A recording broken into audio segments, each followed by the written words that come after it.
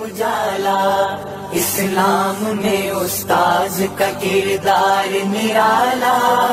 کہ جب ان کو عذاب ہو رہا تھا تو حضرت اقدس صلی اللہ علیہ وسلم نے فرمایا میرے پاس شاخ لے کر کے آؤ، کھجور کی درخت کی شاخ لے کر کے آ گئے۔ جب لے کر کے آگے لایا گیا آپ صلی اللہ علیہ وسلم کے پاس تو فشقھا بنصفین، آپ نے اس کو چیرا۔ کسرھا بھی روایت میں ہے لیکن کم ہے، اصل روایت ہے فشقھا بنصفین، آپ نے اس کو چیرا۔ شق اذا السماء انشقت، اس کو چیرا دو ٹکڑے کر دی۔ پہلا یہ ہے کہ اس کو چیرنا، سمجھے، چیر کر کے اس کو، پھر یہ کہ اللہ آپ کا بھلا کریے کہ قبروں پر اس پر بھی گاڑا ایک ٹکڑا اور ایک ٹکڑا اس پر گاڑا۔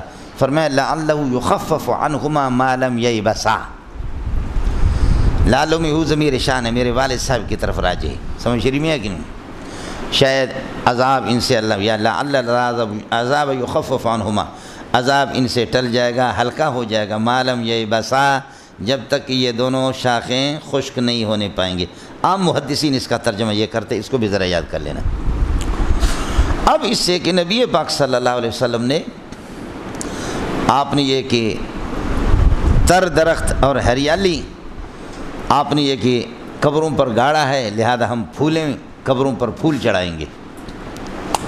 مسئلہ یہ ہے، اسی سے بنیاد ہے اہل بدعت کی، وہ اسی سے استدلال کرتے ہیں۔ جواب میں نے آپ کو پہلے دے دیا۔ پہلی بات سمجھو، اس حدیث کو طہارت میں بھی حضرت نے نقل کر دیا، لیکن اس حدیث کو معجزات میں محدثین نقل کرتے ہیں، اور معجزہ ہوتا ہے المعجزۃ امر خارق للعادۃ قصد به اظہار صدق من ادعى انہ رسول اللہ۔ معجزہ ہوتا ہے خرق عادت ہے، وہ خلاف عادت ہے، جب خلاف عادت ہے فلا یقاس علیہ غیرہ من المسائل الاخرى، دیگر مسائل کا اس پر قیاس درست ہی نہیں ہے۔ کس کو سمجھ میں آ گیا؟ یہ ہے معجزات والی حدیث، سمجھ رہی میں؟ پھر یہ ہے کہ حضرت کا اس کو ٹکڑا نہ کرنا، پھر حضرت صلی اللہ علیہ وسلم کا اس کو چیرنا، یہ بھی ایک خلاف عادت ہے، عام قیاس کے خلاف ہے۔ دو باتیں۔ تیسرا مسئلہ یہ ہے کہ حضرت اقدس صلی اللہ علیہ وسلم کی خصوصیت بطور وحی کے وحی قطعی ہوتی ہے۔ حضرت فرمایا اما هذا فكان لا يستتر من بوله واما الاخر فكان يمشي بالنميمه ثم دعا برطب، سمجھ رہی ہیں کہ نہیں؟ اور پھر آپ نے اللہ کا بھلا کریے کہ تر شاخ منگایا اور اس کو ٹکڑا کر دیا۔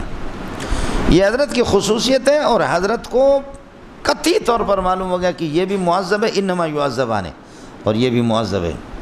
آپ بزرگوں کی قبروں پر پھول چڑھاتے، آپ کا عقیدہ یہ سب کو عذاب ہو رہا ہے، یہ تو معذبین کے لیے۔ اور آگے کرینہ اس پر یہ ہے کہ لعلہ یخفف عنہما ما لم یبسا، عذاب ان سے ٹل جائے گا جب تک یہ خشک ہونے نہیں پائیں گے، سمجھ رہے ہیں؟ اور انما یعذبان قطعی طور پر حضرت کو وہی سے معلوم ہوگی۔ کون معلوم کرتا ہے؟ کس کو کیا پتہ ہے کہ قبر کے اندر کیا ہو رہا ہے؟ نبی کا علم قطعی ہوتا ہے۔ تو آپ حضرات کا اتنا تو پتہ چل گیا کہ تم تمام بزرگوں کو معذبین سمجھتے ہو، سب کو عذاب ہو رہا ہے، اچھی بات ہے، سمجھ رہی میں؟ گستاخ رسول تم ہو، گستاخ اولیاء تم ہو، یا یہ ہے کہ اللہ آپ کا بھلا کریے کہ کون ہے؟ ہم لوگ ہیں۔ اللہ کے بندوں کچھ فرق پڑا؟ اس لیے اس سے اللہ آپ کا بھلا کرے، پھول گاڑ دینا، پھول۔ اور پھر یہ کہ حضرت نے ایک عام درخت کی شاخ، اور آپ تو پھول، سمجھ رہی میں ہے کہ نہیں؟ اگر بزرگ جنت میں ہے تو تمہارے اس گلاب کی پھولوں کی ضرورت کیا ہے؟ اور اگر وہ بندہ قبر والا جہنم میں ہے تو اس کو چھٹی کون دیتا ہے کہ تمہارے پھول سونگے؟ اگر وہ جنت میں ہے تو پھر میں عرض کر رہا ہوں کہ وہ جنت کی پھول اس کے لیے کافی نہیں ہے۔ اے پھول، یہ پھول میرے پھول کے دینا، پھول سے کہہ دینا یہ پھول تیرے پھول نے دیا ہے۔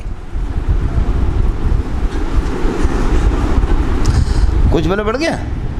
اگر وہ جنت میں ہے تو پھر اس کی ضرورت کیا ہے؟ اور اگر جہنم ہے تو تمہارے جیسے کہ 15 مردئی شعبان کے 15ویں تاریخ ہمارے بروہی لوگ، بلوچ لوگ بہترین کھانا پکاتے ہیں، کہتے ہیں اچھا سے اچھا کھانا پکاؤ اور قرضہ لے گو لولوں سے، اس لیے کہ مردوں کے ارواح آ جاتے ہیں اور کھانا کھاتے ہیں۔ تو بابا اگر وہ جنت میں ہے تو پھر مرچوں والے سالے کی ضرورت کیا ہے ان کو؟ اور اگر جہنمی ہے تو تمہارے 15 مردئی پھر 15 شعبان کو اجازت کون اس کو دے گا کہ آ کر کے تمہارا کھانا؟ اس لیے سب سے بڑا مردہ جو ہوتا ہے مولوی صاحب خود ہوتا ہے۔ مسجد کا جو امام اور خطیب ہوتا ہے وہ سب سے بڑا کیا ہوتا ہے؟ وہی مردہ ہوتا ہے، اس کو ضرورت ہے وہ کھائیں۔ آپ کو مسئلہ سمجھ میں آ گیا؟ یہ ایک مسئلہ تھا۔